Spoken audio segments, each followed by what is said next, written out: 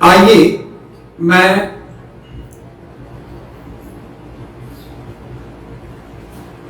महाभारत के सबसे प्रमुख पात्र से मेरा मतलब है कि सबसे युवा पात्र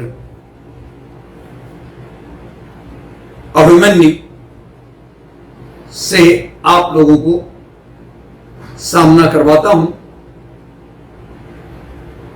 सुभद्रा जो बलराम व कृष्ण की बहन थी, उसके पुत्र थे अभिमन्यु। उन्हें चंद्र देवता का पुत्र भी माना जाता है। धारणा यह है कि समस्त देवताओं ने अपने पुत्रों को अवतार रूप में धरती पर भेजा था, परंतु चंद्रदेव ने कहा कि वे अपने पुत्र का वियोग सहन नहीं कर सकते, अतः उनके पुत्र को मानव योनि में मात्र 16 वर्ष की आयु दी जाए। अभिमन्यु का बालकाल अपने ननिहाल द्वारका में ही बीता। उनका विवाह महाराज विराट की पुत्री उत्तरा से हुआ। अभिमन्यु के पुत्र परीक्षित, जिसका जन्म अभिमन्यु के मृत्यु के बाद हुआ, कुरुवंश के एकमात्र जीवित सदस्य पुरुष थे, जिन्होंने युद्ध की समाप्ति के पश्चात पांडव वंश को आगे बढ़ाया। अभिमन्यु एक असाधारण योद्धा थे। उन्होंने कौरव पक्ष की व्यूह रचना, जिसे चक्रव्यूह कहा जाता था, के 7 द्वारों में से 6 द्वार का भेदन कर दिए थे। बताया जाता है कि अभिमन्यु ने अपनी माता की कोख में रहते ही अर्जुन के मुख से चक्रव्यूह भेदन का रहस्य जान लिया था, पर सुभद्रा के बीच में ही नींद आ जाने के कारण वो व्यूह से बाहर आने की विधि नहीं सुन पाए थे।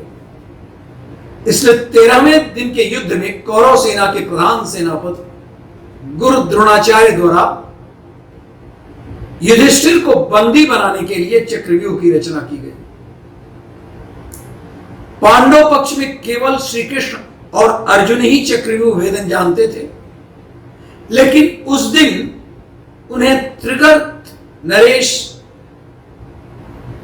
के लिए वो चले गए थे युद्ध करने, और युद्ध करते करते चक्रव्यूह स्थल से बहुत दूर चले गए।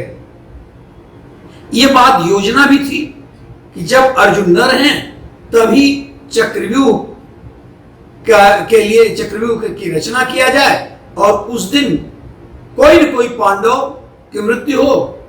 विशेषतः युधिष्ठिर सबसे बड़े थे, इसलिए द्रोणाचार्य ने युधिष्ठिर को बंदी बनाने के लिए या मार डालने के लिए योजना बनाया था चक्रव्यूह का। अभिमन्यु ने जैसे ही चक्रव्यूह में प्रवेश किया, सिंधु नरेश जयद्रथ ने प्रवेश मार्ग रोक लिया और अन्य पांडवों को भीतर प्रवेश नहीं करने दिया। अब शत्रु के चक्र में, मतलब उस चक्रव्यूह में अभिमन्यु अकेला पड़ गया। अकेला होने पर भी वो वीरता से लड़ा, और उसने अकेले ही कौरव सेना के बड़े बड़े योद्धाओं को परास्त कर दिया, जिनमें स्वयं कर्ण, द्रोण और अर्जुन भी थे, दुर्योधन भी थे। कर्ण और दुर्योधन ने गुरु द्रोण के निर्देशानुसार अभिमन्यु का वध करने का निर्णय ले लिया। उन सभी ने युद्ध के सारे नियमों को भुलाकर अभिमन्यु पर एक साथ आक्रमण करना प्रारंभ कर दिया। तय यह था कि एक योद्धा पर एक ही योद्धा आक्रमण करेंगे, लेकिन यह तो उस नियम के विरुद्ध था, विपरीत था। कर्ण ने बाण चलाकर अभिमन्यु का धनुष और रथ का एक पहिया तोड़ दिया, जिससे वह भूमि पर गिर पड़ा, और अन्य कौरवों ने उस पर आक्रमण कर दिया। सभी ने घेर कर अभिमन्यु को मौत की नींद सुला दिया। युद्ध समाप्ति पर जब अर्जुन को यह पता लगता है कि अभिमन्यु के मारे जाने में जयद्रथ का सबसे बड़ा हाथ है, क्योंकि वही मुख्य द्वार पर था और उसने किसी भी पांडव को अंदर नहीं जाने दिया। तब उन्होंने अर्जुन ने यह प्रतिज्ञा की कि अगले दिन का सूर्यास्त होने के पहले वह जयद्रथ का वध कर देगा, अन्यथा अग्नि समाधि ले लेगा।